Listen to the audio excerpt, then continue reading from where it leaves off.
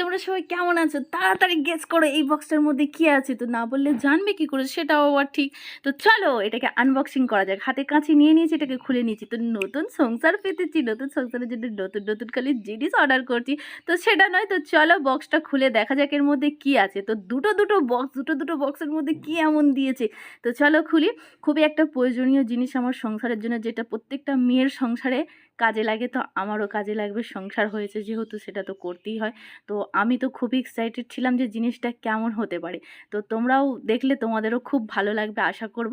তো ট্যান এই যে এটা হচ্ছে মশলাদানি। তো আমার খুবই জরুরি একটা জিনিস।